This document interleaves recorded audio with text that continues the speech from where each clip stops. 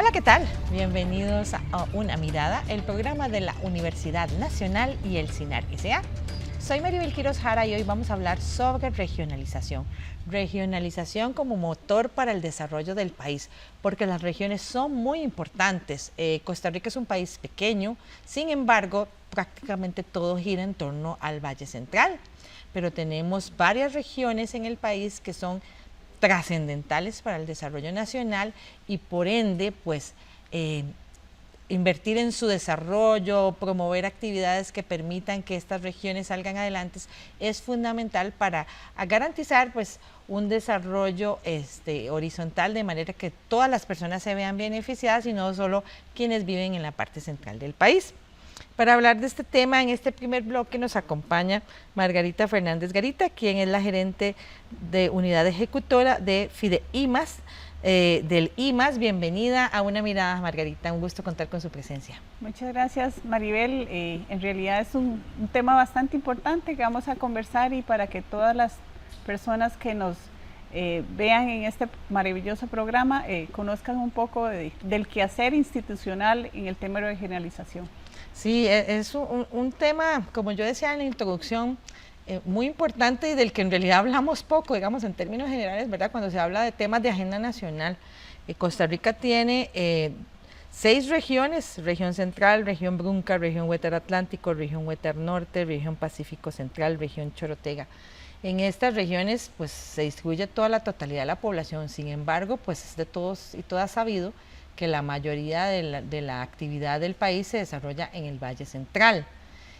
No obstante, pues las regiones son igual o más importantes que la parte central del país para el desarrollo nacional.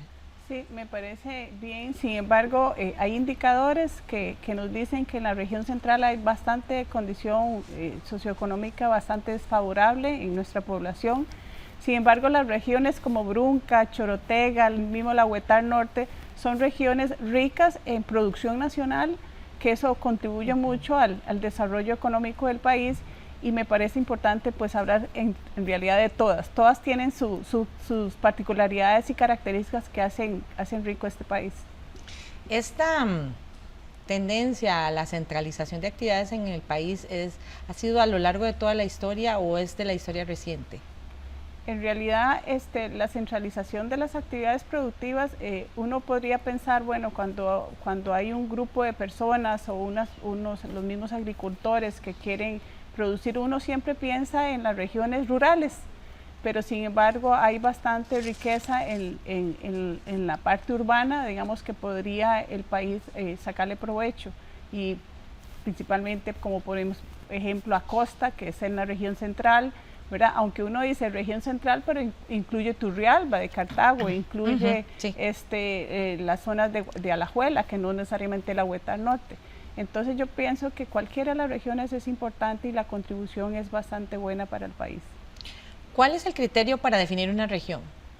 El criterio para definir una región se basa en indicadores. Por ejemplo, el indicador de desarrollo rural, por ejemplo, el INDER utiliza mucho ese indicador de desarrollo rural, el índice de desarrollo social o progreso social, ¿verdad? Nosotros desde FIDEIMAS, que es un programa que tiene el IMAS dedicado a apoyar a proyectos pequeños productivos de familias en situación de pobreza, los indicadores para nosotros es sumamente importante para definir esa región, y yo creo que el tema que nos trae hoy aquí en el desarrollo local o desarrollo regional, esos indicadores son importantes para ver por dónde debería enfocar los esfuerzos las instituciones y por dónde debería enfocar los recursos económicos escasos que tenemos actualmente. Hay como ustedes ya mencionaba anteriormente, también hay una parte de esa definición que tiene que ver con geografía, porque, ¿verdad?, aunque, como usted ponía el ejemplo, aunque haya una región central, pues comprende áreas que no son necesariamente que estén en el puro centro del país. Sí, sin embargo, hay regiones, digamos, que tienen sus características importantes, digamos, para definir una región. Sí. El clima, por ejemplo, la parte del clima, a dónde se concentra más la producción nacional, si es en una región que tiene diferentes tipos de clima, o si es una región que hay mucha cantidad de mano de obra, por ejemplo. digamos, esas variables, mano de obra, digamos, desempleo, los mismos indicadores, la territorialidad, que es bastante importante, que hay un territorio, bueno, si está una municipalidad, cuáles son los proyectos de la municipalidad, si hay una universidad como la UNA, bueno, qué proyectos podría vincularse a la universidad en ese tipo de proyectos, la misma el INA, digamos, con todas las capacidades que puede desarrollar en las personas para desarrollar proyectos productivos. Entonces yo pienso que el definir una región es sumamente importante, la regionalización. ¿Qué hay en la región?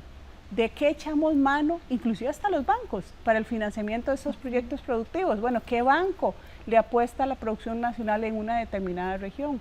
Entonces yo siento que, volviendo a la pregunta inicial de qué características tiene que estar esa región, yo pienso que deberíamos de enfocarlo al enfoque territorial. Sí, y leyendo un poco para preparar el programa también se hablaba de que hay factores políticos, sociales y económicos. Usted ya nos mencionó un poco sobre el tema de los indicadores. En el tema social y político, ¿qué otros elementos se toman en cuenta a la hora de definir una región? Sí, el tema social, ¿verdad? Es que es el que más estoy en los últimos 18 años más involucrada en el tema social. Para nosotros es importante los proyectos productivos que se enmarcan en la competencia que tengo yo de financiamiento. Nosotros llegamos a los 74% de los cantones con menor índice de desarrollo social. Entonces, para nosotros, el apostarle a esos territorios significa apostarle a la gente que tiene proyectos productivos. Y en la parte política, obviamente, hay que ir de la mano con los programas que tenga el gobierno, ¿verdad?, que a dónde quiere enfocar los esfuerzos, ¿verdad? Y ahí buscar las condiciones del territorio para poder desarrollar los proyectos productivos. Cuando uno amarra el proyecto productivo y amarra esa territorialidad, es sumamente importante, porque si tengo cuando uno habla de territorio no es porque está diciendo Upala, Los Chiles, un territorio X, ¿verdad? Cuando uno está hablando de territorialidad, está hablando de cuál es la institucionalidad que está en el territorio que quiero desarrollar proyectos productivos. Entonces ahí es donde uno dice, bueno, ¿por qué no un acompañamiento del MAC? ¿Por qué no un acompañamiento de la UNA? ¿Por qué no un acompañamiento de la misma municipalidad que pueda tener caminos adecuados para hacer el trasiego de los productos que se sacan de las fincas? Entonces, es importante el tema de territorialidad en la regionalización.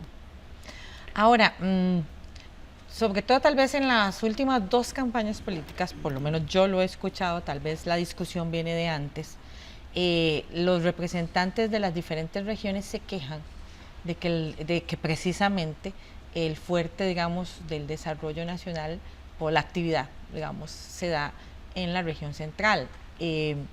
La mitad de la población vive aquí, pero ellos consideran que la otra mitad está en el otro lado. Entonces, y es a lo mejor el que más produce. Y que son las áreas con mayor potencial productivo, con mayor potencial de desarrollar eso que usted dice, múltiples proyectos, iniciativas y demás, y también donde los indicadores, por ejemplo, de desarrollo social y de pobreza, pues también nos hacen como un llamado de atención, ¿verdad?, de que son zonas que urgen de la atención gubernamental y de todo el aparato estatal en general, no solo del gobierno de turno. Yo considero que la articulación es sumamente importante. Digamos, el papel que debe jugar un Ministerio de Planificación Nacional, ¿verdad?, donde se pueda lograr esa articulación con todas las instituciones del Estado, seríamos un país mucho más rico. ¿Por qué? Porque concentraríamos con un mismo objetivo común cada una de las instituciones, ¿verdad?, y no dispararnos por cada una de las instituciones por todo lado. Y en realidad quizás podemos llegar a ese objetivo común, pero yo creo que habría un ahorro en los recursos financieros que se invierten. Entonces, por eso es que yo vuelvo a insistir en el tema de territorialidad. Si tenemos una ruta clara de en qué territorios, de acuerdo a los indicadores sociales, deberíamos de estar atendiendo, y ahí es donde empezamos a meter toda la infraestructura institucional, ¿verdad?, cada una de las instituciones en su competencia, entonces podemos lograr una articulación mucho más efectiva que dispararnos cada una por su lado. Claro. Yo creo que el desarrollo del país es sumamente importante visualizarlo desde ese punto de vista, ¿verdad? Porque yo creo que habría mucho más producción, habría mucho más empleo, ¿verdad? Para las personas, y yo creo que aumentaríamos los ingresos de las personas que están en una condición más vulnerable. ¿Cómo podríamos definir entonces esos territorios para poder impulsar diferentes iniciativas de desarrollo nacional desde las regiones?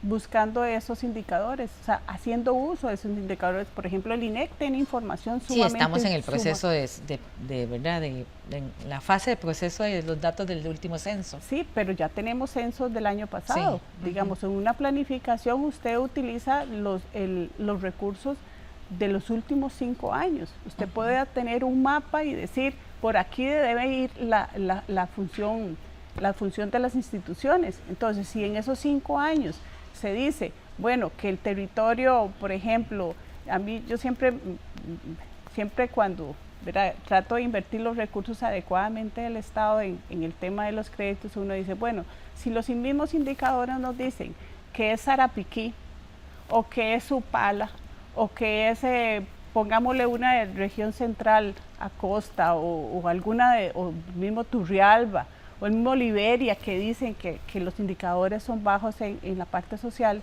uno dice, ok, concentrémonos un poco más en estos territorios donde hay más producción, hay más desempleo, está la institucionalidad educativa, digamos, que puede apostarle al seguimiento y al apoyo a través de las escuelas según su competencia. Entonces, yo digo que puede ser el desarrollo económico mucho más efectivo que dispararnos por todo lado, sí, y a lo mejor no estamos invirtiendo bien los recursos del Estado. Entonces yo creo que hay que hacer uso de esos indicadores para poder definir el territorio. Sí, y en efecto, o sea, definitivamente para garantizar un desarrollo, ¿verdad?, nacional equitativo, por llamarlo de alguna forma, ¿verdad?, para todas las partes que componen el país, tenemos que conocer esas regiones, conocer esos territorios. Con usted concuerda José Antonio Lee, quien trabaja en la implementación del convenio INA Parque Marino de la Universidad Nacional, quien nos menciona que con el fin de promover la maricultura como medio para el desarrollo económico y social de las costas del Pacífico, trabajan precisamente en proyectos de extensión e investigación universitaria que son considerados parte de ese motor que necesitamos para desarrollar los territorios. Soy claro en que la Universidad Nacional y el Parque Marino desde hace 15 años o más vienen impulsando la maricultura, pero no existía una estrategia o un plan para poderlo hacer. Esta primera etapa es llave en mano. ¿Cuál es la idea? La idea es que los 11,000 pescadores con licencia y sin licencia, hay aproximadamente 2,000 en el Golfo de Nicoya con licencia, cuando vean y pasen cerca de esas granjas, tanto en Tambor como en Isla Venado, bajo el efecto demostrativo, ellos digan, wow, sí se puede. Entonces, esta primera etapa tiene como objetivo vender o cambiar esa cultura de una población de extracción depredadora hacia el cultivo.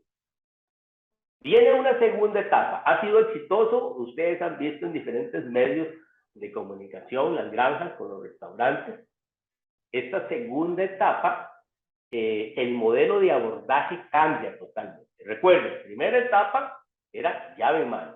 En esta segunda etapa son 6 organizaciones más, 2 por año a partir del 2023. La universidad juega un papel fundamental en todo esto. Si no existe transferencia tecnológica, si no existe investigación, si no existe extensión, si no existen los laboratorios, nada arranca. Ese es el inicio. Tenemos que contar con esa transferencia tecnológica porque fuimos el primer país en el mundo que logró la reproducción en laboratorio del pargo de la Mancha. Entonces, esa transferencia tecnológica es fundamental por parte de las universidades. Y también es fundamental la participación de las diferentes instituciones aportando cada uno dentro del ámbito de su ley este modelo para que puedan surgir estas familias.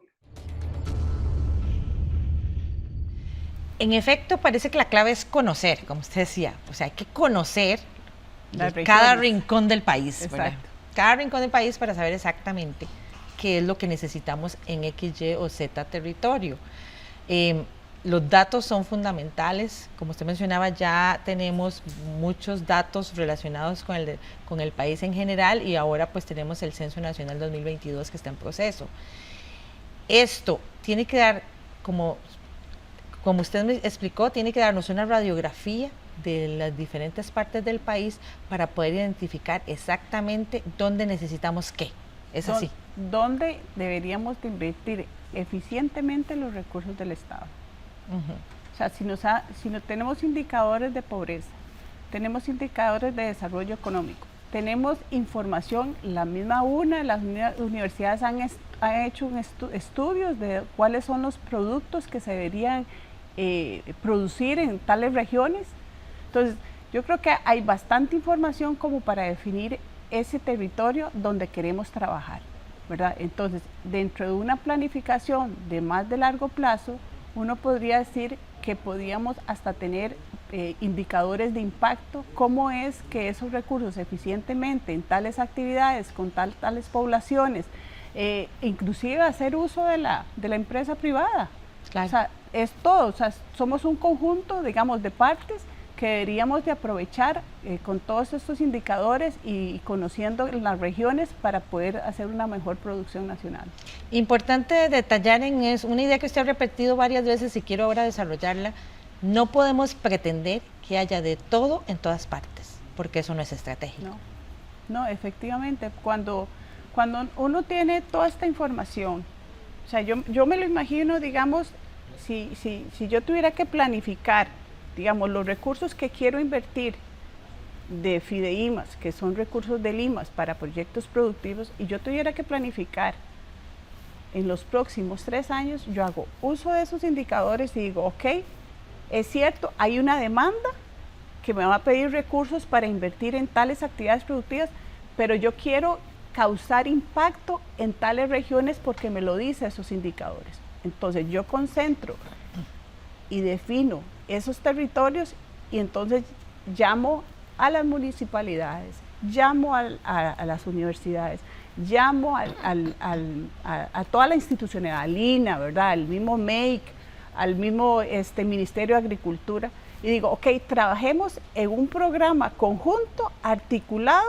porque se podría lograr estos indicadores de impacto. Pero atiendo por otro lado la demanda. Obviamente hay gente de otros territorios que no son los que se definieron, que están pidiendo también los recursos para invertir en tales actividades.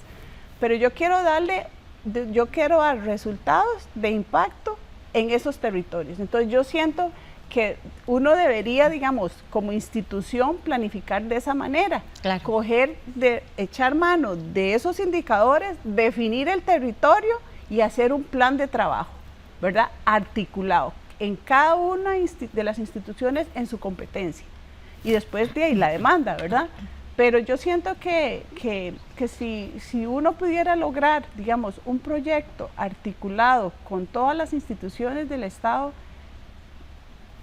serían resultados maravillosos, porque haríamos una buena inversión y eficientemente en las comunidades. ¿Qué nos impide hacerlo? ¿Conversar? Sentarse a conversar, tan simple hacer como una eso. Una mesa de diálogo. Hacer una mesa de trabajo, sí.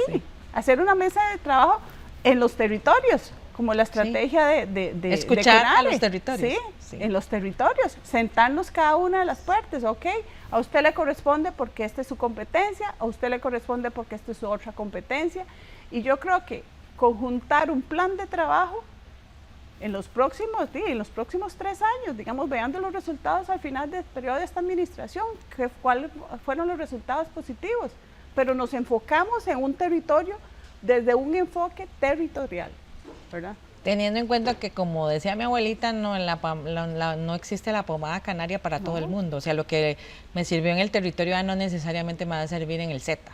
Si usted ve, el Ministerio de Agricultura está regionalizado. Entonces, si es que se definió un territorio en la región Chorotega, entonces, ¿cómo los agentes de extensión del MAC trabajan sobre ese territorio? ¿Ok? Con tales actividades y tales acciones.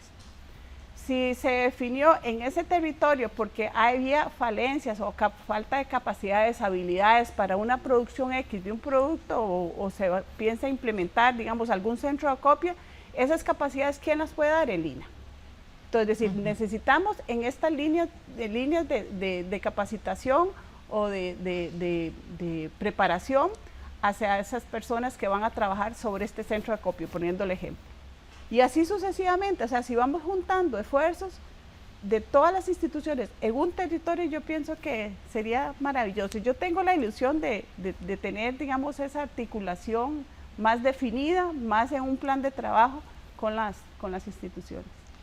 Y no solo es responsabilidad de las instituciones, también la participación ciudadana es fundamental. Ah, claro, las organizaciones de base, por ejemplo, las organizaciones de productores.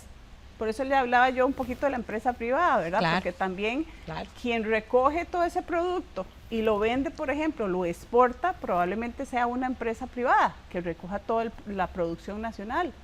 Pero qué importante sería de veras que hubiese una articulación más definida con un plan de trabajo más de largo plazo para lograr ver impactos en el desarrollo económico. Varias veces ha escuchado uno en las noticias sobre mesas de diálogo, mesas de trabajo para definir temas para X, Y o Z región. No obstante, parece que no se da el paso definitivo. ¿Qué es lo que está fallando? El liderazgo. O sea, yo pienso que el liderazgo, alguien tiene que llevar ese liderazgo e ir jalando a toda la institucionalidad. O sea, si digamos fuera en un territorio, pongámosle ejemplo, Upala, y la municipalidad es la que toma ese liderazgo de jalar a todas las instituciones para ese fin común, entonces yo pienso que sería el responsable de dar cuentas qué se hizo en ese territorio y cuáles fueron los resultados.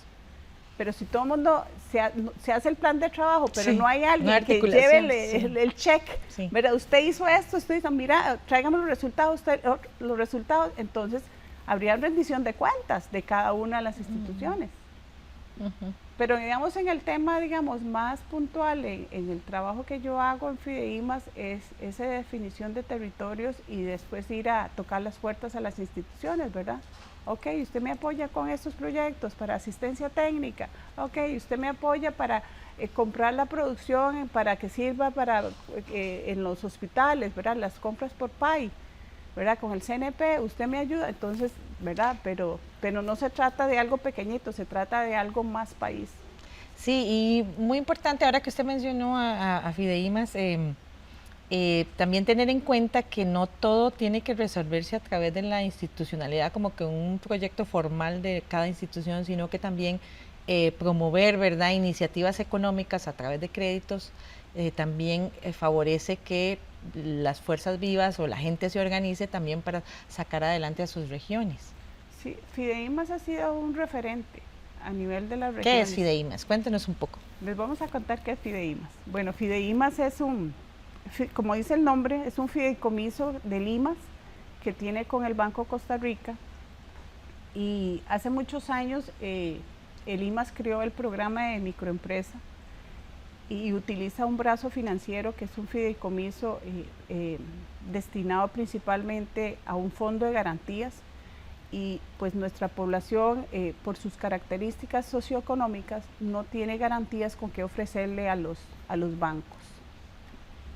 Entonces nuestra población se acerca a Fideimas o a la misma región, porque estamos regionalizados en las regionales de Limas, y el promotor de Fideimas atiende a un agricultor o una señora que quiere ponerse gallinas ponedoras, pero resulta que dice, es que yo fui a los bancos y nadie me presta porque no tengo garantías.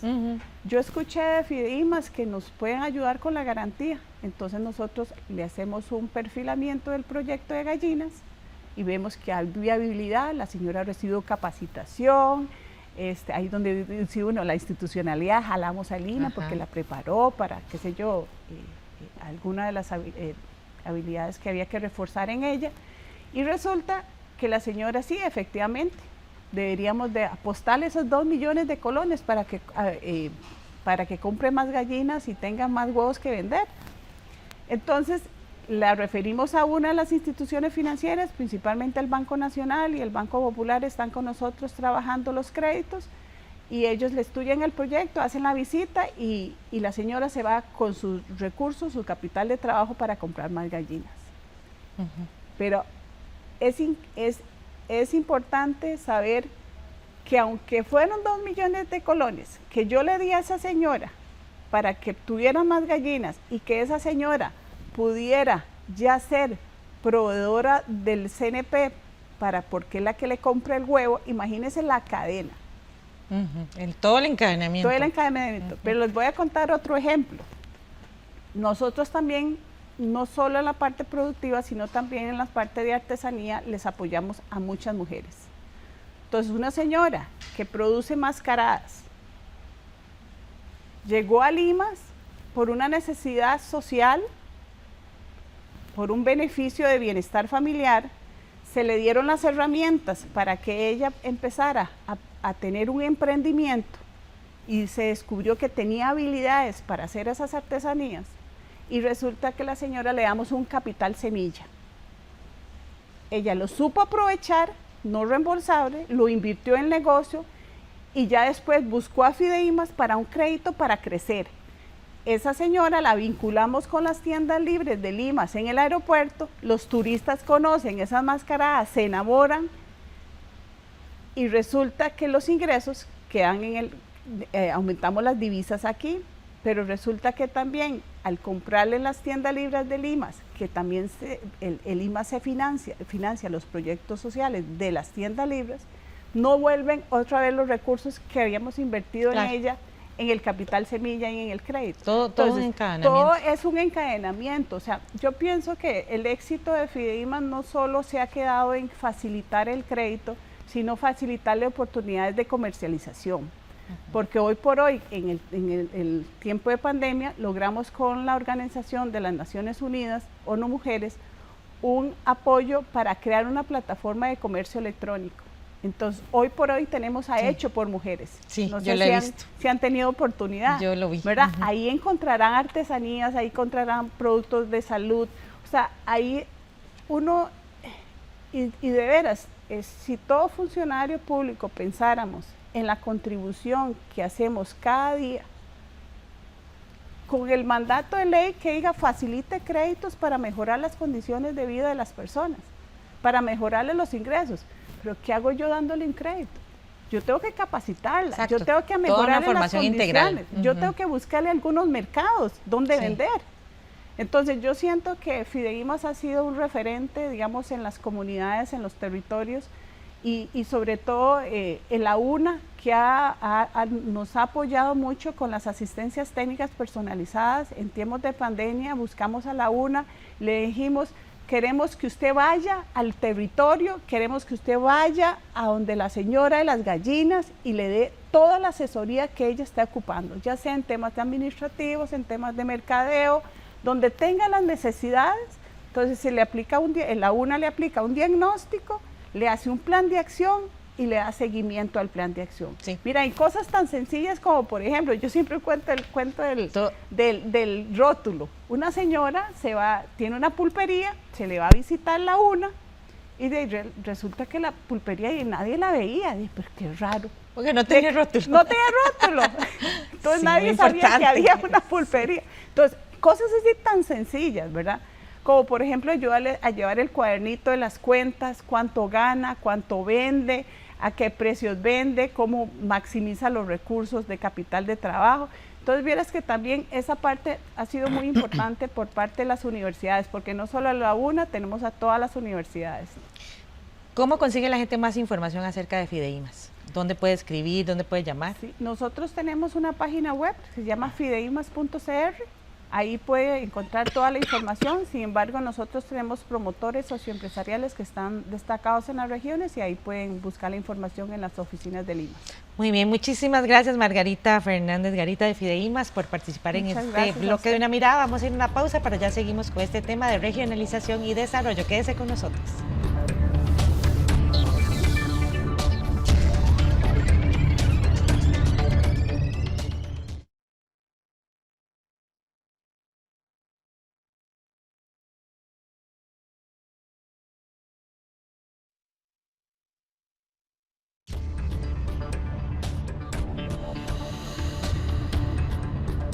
Continúa usted con una mirada del programa de la Universidad Nacional y del CINAR S.A. Hoy con el tema de regionalización como herramienta para el desarrollo, porque definitivamente Costa Rica tiene que trabajar más en sus regiones, en sus territorios para garantizar un desarrollo para todos y todas las personas que habitan en el país, porque esto se traduce pues en beneficio para toda la sociedad. En este segundo bloque vamos a hablar con Martín Parada Gómez, quien es el vicerrector de Extensión de la Universidad Nacional. Bienvenido una vez más a Una Mirada, Martín, un gusto tenerte aquí. Sí, muchas gracias por la invitación y bueno, aprovechar este espacio para la reflexión en conjunto con usted. Como vimos en el bloque anterior con Margarita Fernández de Fideimas, es trascendental que el país conozca sus regiones y sus territorios para marcar como la guía del desarrollo que necesitamos para garantizar una equidad y una homogeneidad a lo largo y ancho del territorio nacional.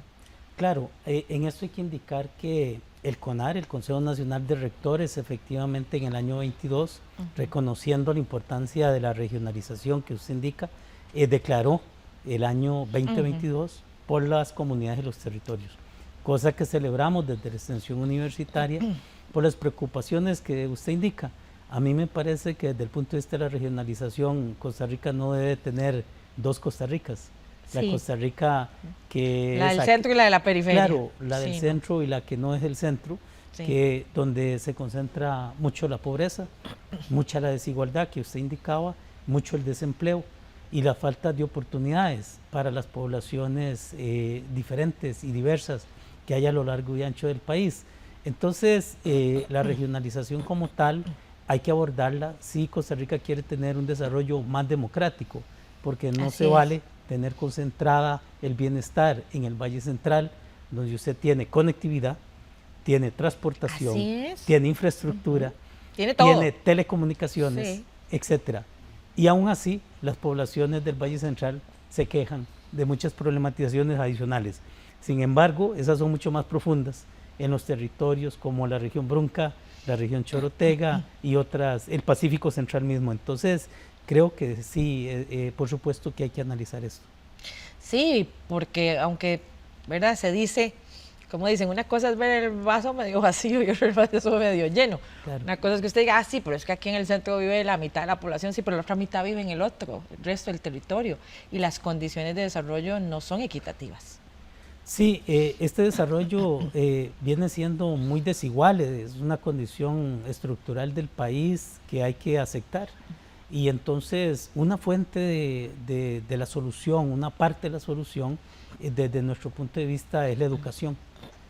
Un territorio donde hay universidad pública es un territorio donde hay bienestar. La ciudad herediana, por ejemplo, que heredó la escuela normal del Liceo de Heredia, la comunidad herediana es una comunidad de bienestar, tiene una universidad. San Pedro de Montes de Oca tiene una universidad cerca, tiene bienestar. Entonces el desarrollo, no solo por la presencia en el territorio de la universidad, lo garantiza, sino que la universidad pública prepara su recurso humano, genera conocimiento y las personas educadas son personas que logran superar y tienen un ascenso social más rápido que aquellas que no lo hacen. Por lo tanto, la universidad pública requiere tener la presencia territorial, estar posicionada en los territorios más pobres para ayudarle a estos a que tengan un recurso humano mucho más preparado. En términos de la extensión universitaria le llamamos generación de capacidades humanas, que no solo son válidas para el estudiantado que recibimos, que ahora son como 20,000 muchachos y muchachas, sino llevar la generación de capacidades a poblaciones que no han tenido oportunidad de ingresar a la universidad. Si vas por el lado de Punta Arenas, Maribel, es la población de los pescadores y mujeres pescadoras. Si vas a la Huetar Norte, son mujeres agricultoras y agricultores. Y así sucesivamente a lo largo y ancho del país. Entonces, creo que ahí la educación sigue siendo el factor determinante del bienestar y del ascenso social en Costa Rica. Y mencionaba Margarita Fernández en el bloque anterior que también es fundamental conocer a las regiones, ¿verdad?, a los territorios, a las comunidades con base en indicadores que sean fiables, ¿verdad?, que nos den un retrato de ese lugar para poder determinar qué es lo que se necesita, porque no podemos pretender tener todo de todo en todos los cantones del país. Sí, estas características estructurales de cada uno de los territorios, yo creo que no basta entenderlas geográficamente per se. Sí, ¿no?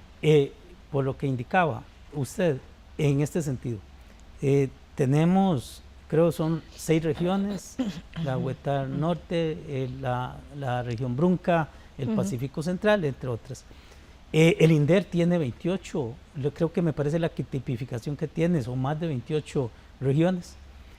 Pero en esto lo esencial es entender que todas las regiones son distintas, tienen problematizaciones distintas. Exacto. Y por lo tanto ocuparán soluciones diferentes. Necesidades diferentes. Claro, ahora estamos luchando, por ejemplo, en el Pacífico Central, para que las alternativas de la pesca artesanal y los problemas de la pesca de los pescadores artesanales sean superados.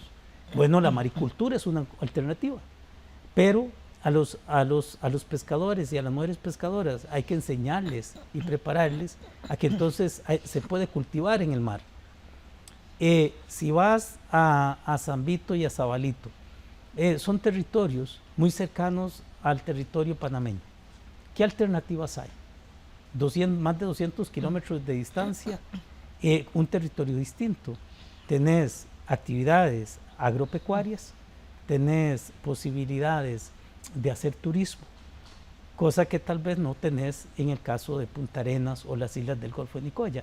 Entonces la heterogeneidad del sur y sur-sur es distinta al Pacífico Central, pero más grave si te vas al territorio del Caribe y entonces encontrás que en Limón la cultura de las personas afrocaribeñas es distinta a la cultura de los porteños o de los guanacastecos mismos.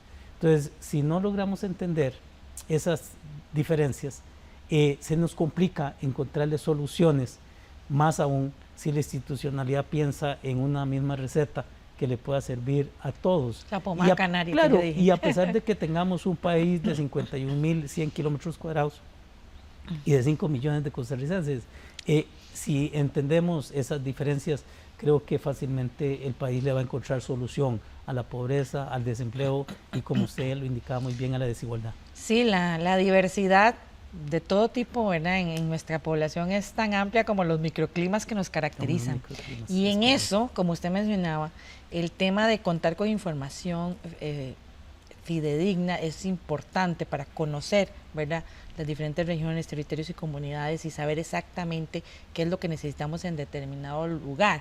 Generar esos encadenamientos que hablábamos en el bloque anterior. Para eso es fundamental tener información que solo podemos recabar a través de investigación y extensión. Sí, en eso hay que reconocerle a la universidad pública la masa de conocimiento que tiene, el desarrollo teórico y metodológico para abordar los territorios. Y bueno, yo creo que eso es muy necesario entenderlo para, como decía usted, entender las problematizaciones, pero más que todo eso, entender las soluciones. Ponía muy claro el ejemplo del problema de la pesca artesanal. ¿Cómo usted le soluciona a los pescadores artesanales la sobrevivencia, los ingresos, la educación de su familia, las posibilidades de vivienda, las posibilidades de alimentación digna, cuando no hay peces en el mar, cuando el Golfo de Nicoya está sobreexplotado? Entonces implica buscar una solución, pero esa solución que los pescadores del Golfo de Nicoya, de Isla Venado, de Isla Caballo, de Chira, de Costepájaros, de todos esos territorios ocupan, probablemente no sea la misma que se ocupe en la región Chorotega, donde usted tiene a Liberia, a Nicoya, a Guatuzú, Pala y los Chiles en otras condiciones. Bueno, que son parte de Alajuela, pero que comparten de alguna forma afinidades culturales en el caso de la región Chorotega. Entonces, los indicadores y las variables y el entendimiento y conocimiento de esas realidades se vuelve necesario, cosa que a veces la clase política no entiende. Entonces, la clase política quiere desarrollar sus programas, sus proyectos y su receta. Sí. Y cuando llegamos a aplicarla al territorio, nos damos cuenta que muchas de esas fracasan. Ahí yo siento que la universidad pública hace una gran contribución. Es simplemente reconocerle esa contribución para que pueda ser no solo entendida, sino probablemente se pueda aplicar en algunos territorios. Y es que el trabajo con las comunidades, con la gente es fundamental en esto que usted menciona, porque precisamente muchas veces esa solución es algo que ya la gente de la comunidad la conoce, porque ¿verdad? Sí. A lo largo de los años, ¿verdad? En su historia y en su cultura, se ha venido transfiriendo ese conocimiento de generación en generación, que ya saben cómo hacerlo. Lo que pasa es que cuando viene, ¿verdad?, la receta externa, cae sobre la forma en que debía hacerse, y entonces empiezan ¿verdad?, las situaciones de conflicto y no se resuelve. Y cuando la clave está muchas veces en escuchar ahí, como escuché una vez por ahí en una gira precisamente de la universidad, si hubiéramos escuchado a nuestros ancestros en torno a cómo se comportan las crecidas de ciertos ríos, las casas serían en alto, en pilotes, y no a nivel del río, que nos trae tantos problemas con las inundaciones año tras año. Sí, en esto que usted menciona, hay que entender la forma de generar conocimiento. Yo soy muy de acuerdo que mucho del conocimiento que la sociedad capitaliza se genera en las universidades, públicas o privadas, pero hay un conocimiento popular, hay un conocimiento ancestral, y ese conocimiento trasciende el que es generado de alguna forma en las universidades, que muchas veces... O se complementa. Sí, lo que Rosmery Ruiz, una rectora nuestra, decía muy sabiamente, que había que hacerlo en doble vía y entender el conocimiento de las comunidades para ponerlo en común acuerdo con el conocimiento de los intelectuales. Yo sigo confiando en esa misma visión, por eso siempre desde la extensión universitaria tratamos de mantener un vínculo muy fuerte con la presencia territorial y entender mucho la regionalización, porque entendiendo los territorios, las regiones y esas comunidades que usted decía, es muy probable que lleguemos a soluciones compartidas más certeras y no tanto llegar, digamos, uno con la propuesta ya armada y entonces pretender que las poblaciones resuelvan sus problemas dado lo que hemos diseñado. Vanessa Valerio es académica e investigadora y extensionista de la Universidad Nacional. Ella comparte con nosotros ese trabajo que ella hace. Ella visita todos los años diferentes comunidades con el fin de desarrollar capacidades locales para mitigar las consecuencias del cambio climático en las regiones y en las diferentes comunidades. El proyecto surge en el 2010, en el 2009, cuando el país todavía no había avanzado, tenía una estrategia de acción climática a nivel nacional, pero los gobiernos locales querían trabajar en el tema de carbono neutralidad. Entonces se le pregunta a la universidad sobre si existen metodologías o algún abordaje para poder incursionar en el tema. Entonces, en el 2019 comenzamos a trabajar en metodologías, en búsqueda con los mismos territorios para poder atender esa necesidad de cómo esta estrategia de país poderla bajar a escala local. Ahí es donde comenzamos con algunos territorios que están interesados, San Rafael de Heredia, Belén, Grecia, y posteriormente trabajamos con Barbaiqueros. Específicamente en el proyecto que estamos trabajando en los 3 cantones, trabajamos con un enfoque de adaptación al cambio climático, donde lo que buscamos es generar capacidades en los gobiernos locales y ir creando una estructura de gobernanza climática con los diferentes actores sociales de los territorios para que comiencen a entender el tema del cambio climático, pero a prepararse y preparar sus territorios para las posibles afectaciones que va a tener el clima. Sí, creo que la importancia de trabajar a escala regional es que podemos ir con los planes de desarrollo regional, identificando necesidades de la región y poder tener este abordaje de aportes. Lo que hace la universidad es brindar investigación, datos, información, pero desde la extensión poder construir esas capacidades en los gobiernos locales y en los diferentes actores. Importante destacar esto que mencionaba Vanessa Valerio, en esa gestión de la generación del conocimiento, ¿verdad? En las diferentes instituciones y bueno, en el caso que nos interesa, las universidades públicas, ese trabajo en conjunto ¿verdad? Con todos los actores involucrados, como veíamos en el bloque anterior, es fundamental, porque aquí se trata de buscar soluciones integrales, ¿verdad? Y no de parchecitos aquí y allá, que es como lo que hemos venido haciendo a lo largo de la historia del país. Sí, muy probablemente coincidamos con Vanessa Valerio, quien es una académica de nuestra universidad, en el sentido de que esta articulación entre los actores sociales, hoy se le ha llamado tener y abordar una estrategia multinivel. Y estas estrategias multinivel rompen la verticalidad entre las relaciones de los actores que tienen y asumen la estructura de poder y logran tener una estrategia más horizontal, si se quiere, para poder tener a todos los actores de común partiendo de los mismos problemas y intentando buscar soluciones diferentes. ¿En dónde está el problema ahí, Maribel?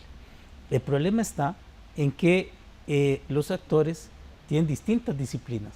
Sí. Entonces usted tiene un geógrafo, tiene un economista, sí. tiene un sociólogo, luego se encuentra un historiador y un antropólogo.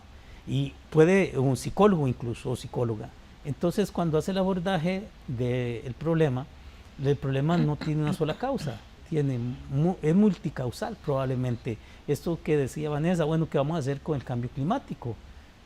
Bueno, es un problema asociado a las temperaturas, es un tema asociado al territorio, a la geografía del territorio. Usted mencionaba el tema de los microclimas. Una cosa son las temperaturas en las partes altas de Cartago y otra cosa son las temperaturas en la parte baja del Pacífico Central, Turuares, Purical, etcétera, etcétera, San Mateo, Brotina. Entonces ya eso nos pone en diferencias significativas para encontrar soluciones. Y ahí yo creo que la universidad sabiamente cree mucho en un enfoque más inter y transdisciplinario, porque mucho del conocimiento de las poblaciones podemos, combinarlo con el quehacer de la universidad y poder aproximarnos a poder tener métodos mucho más exitosos. Pero yo sí rescato que en esa estrategia multinivel sea muy necesario trabajar con los actores sociales, con la municipalidad, con las instituciones no gubernamentales, con el mismo empresariado a pequeña escala, con las organizaciones sociales, con las asociaciones de desarrollo, con las cooperativas. Entonces hay un tejido social importante y yo creo que eso Costa Rica lo ha hecho muy bien.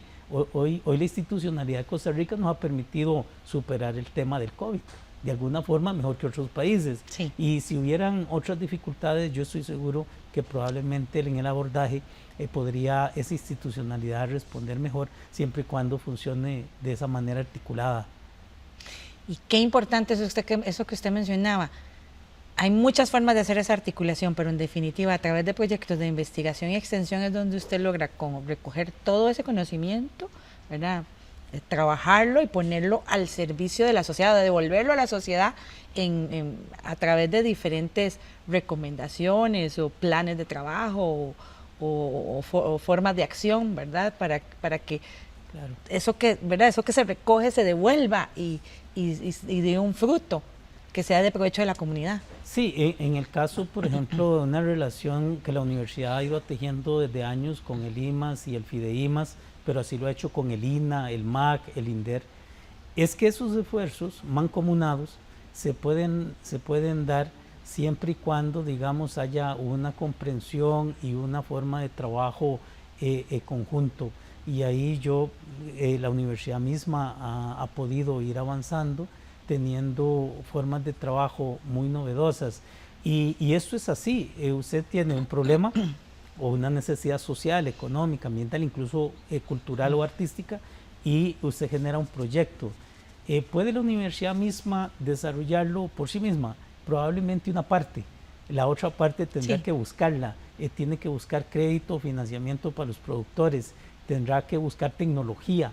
Si no la tiene, tendrá que asociarse con el Ministerio de Ciencia y Tecnología, pero suponga usted que no tenga mejoramiento de semillas, bueno, el MAC tendrá que hacer su parte, y así sucesivamente. Entonces, creemos que con los programas académicos, los proyectos y las actividades académicas, la universidad contribuye un poquito más comparativamente tal vez con un ministerio mismo de la República.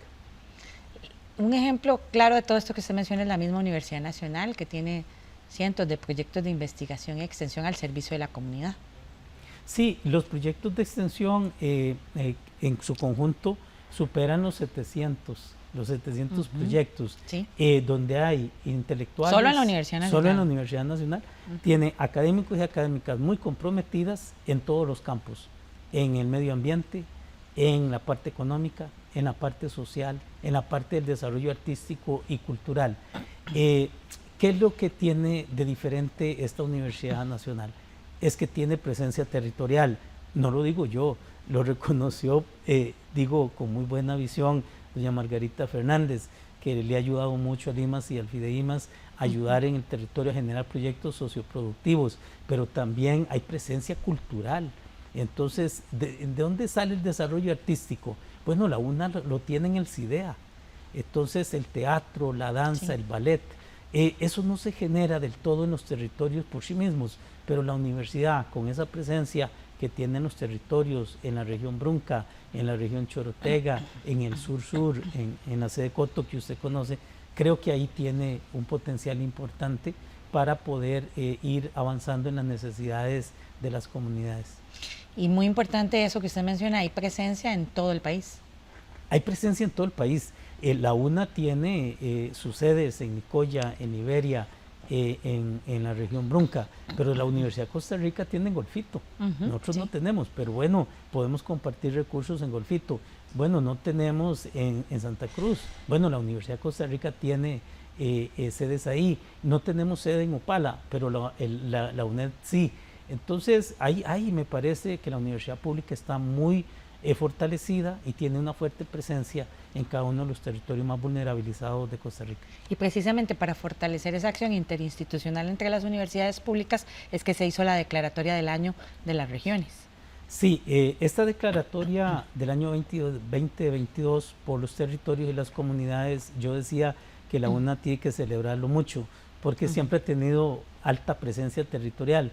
Entonces se han desarrollado muchos eventos académicos para reflexionar sobre esta problemática que usted ha traído al programa, y también hay mucho desarrollo de actividades artísticas, culturales y deportivas que las distintas unidades académicas han ido pudiendo desarrollar. Entonces, reafirmar ese compromiso de esa presencia territorial, entender la regionalización en los ámbitos que efectivamente usted lo ha puesto en contexto, y así poder tener, ojalá, una universidad más fortalecida con una presencia territorial más directa.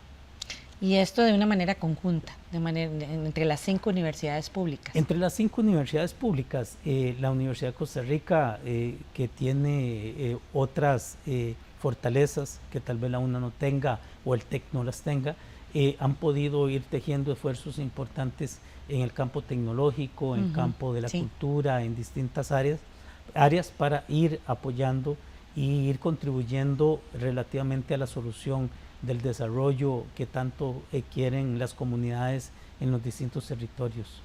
Y bien importante señalar que en el marco de esta declaratoria del Consejo Nacional de Rectores y que involucra a las 5 universidades, también se impulsan acciones en las que participan varias universidades a la vez. Sí, hay muchas iniciativas entre programas y proyectos académicos que son abordados de forma conjunta. Le pongo un ejemplo.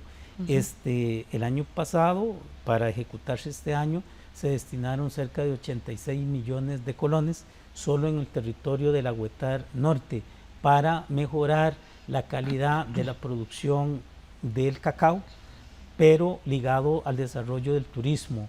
Entonces, buscando una solución integral para los 3 territorios, Huatuso, Upala y Los Chiles. Sí. Ese es un esfuerzo de las 5 universidades. La UNED hace una parte, el TEC contribuye en materia de calidad, pero la UNA tiene agrónomos que están haciendo muy bien las cosas en ese campo. Entonces, todos trabajan en el territorio, todos tienen los mismos objetivos, y bueno, es lo que doña Margarita Fernández le llamaba, era poner en común un plan de trabajo que pueda articular el esfuerzo. No es una tarea fácil porque hay que inducirlo. Nadie se asocia por su propia naturaleza.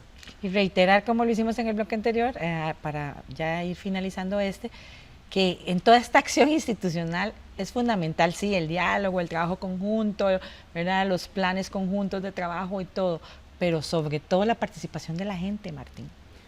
La participación. Las instituciones no pueden hacerlo todo solas. No, se ocupa mucho compromiso de las poblaciones. Así es. Y no solo eso, la institucionalidad requiere la credibilidad y el reconocimiento de las poblaciones diversas. Requiere credibilidad de las poblaciones indígenas, de las poblaciones de los agricultores y agricultoras, de las poblaciones de pescadores, de los artesanos. Y cuando usted ve, eso es muy heterogéneo. Y entonces esa credibilidad, yo digo, gracias a Dios, lo tiene la universidad pública. Otras instituciones, por supuesto que también, pero particularmente las universidades. Y yo, obviamente, defendiendo nuestra casa, diría que la UNA. Y entonces en eso se ha avanzado mucho y esa credibilidad me parece que es muy necesaria para el fortalecimiento de la universidad como un todo. Si una comunidad o un territorio desea organizarse para realizar algún tipo de proyecto en su casa, ¿cómo puede contactar con las universidades públicas o conocer lo que están haciendo para insertarse y dar ese salto y empezar a trabajar en conjunto? Sí, en el caso de la UNA, bueno, nuestra página web creo que tiene la información de las tres vicerrectorías de docencia, investigación y extensión, que es www.una.ac.cr, pero las universidades como el Tecnológico, la Universidad de Costa Rica, la UNED y la UTN, la Universidad Técnica Nacional, tienen esos sitios web y hay un repositorio importante de los proyectos. Y vieran que esto es muy, muy importante, porque cosas muy básicas, por ejemplo, producir miel de abeja, bueno, sabemos hacer apiarios, bueno, cultivar camarones, ya tenemos las granjas de cultivo de ostras, de camarones y pargo funcionando, entonces ya hemos validado conocimiento. Hacemos viveros en bambú, no en perling, no es que no se pueda usar el perling, pero hacemos viveros en bambú de bajo costo, ya tenemos ese manejo y así sucesivamente todas las alternativas de lo que yo le he llamado modelos de desarrollo territorial al servicio de la gente, y creo que eso le da el sello de calidad a todas las universidades. Qué importante eso que mencionaba, porque y ahí es donde viene, ¿verdad?, casi que hacemos un círculo en el desarrollo del tema. Volvemos al inicio de lo que nos decía Margarita al inicio, la importancia de conocer a la comunidad, de conocer a esa región, a ese territorio, para saber qué es lo que necesita. Sí, viera que en esto es muy interesante. Probablemente yo comentaba antes del programa, sea muy fácil tener apiarios en Sabalito y San Vito, pero es difícil tener apiarios en las islas del Golfo de Nicoya, porque su población lo que le ha crecido es siempre bajo la pesca artesanal. Hoy se interesan por los apiarios. ¿Por qué? Porque están pensando en el turismo. Bueno, ya están pensando en los servicios, entonces ya manejan, tienen hospedajes, entonces ya no dependen solo de la pesca artesanal, entonces viven del hospedaje, del restaurante flotante, de mostrar las aves que hay en la comunidad. Entonces ese conjunto de características territoriales y regionales hay que tomarlas mucho en cuenta para ir por la solución, pero para eso, Maribel, es un llamado de atención para todos. Ocupamos tener presencia territorial, ocupamos estar en el territorio, hay que ir a Guanacaste, hay que ir a Limón, hay que ir a San Vito, a Sabalito. Y sí, esperamos que precisamente conocer el país que tenemos nos lleve precisamente a esas iniciativas que nos permita un desarrollo regional que potencie todo el desarrollo del país. Gracias a Martín Parada por estar con nosotros y a ustedes por acompañarnos una vez más. Busque más información sobre este y otros programas en www.unacomunica.una.ac.cr. Hasta pronto, le esperamos la próxima semana con más aquí en Una Mirada. Nos vemos.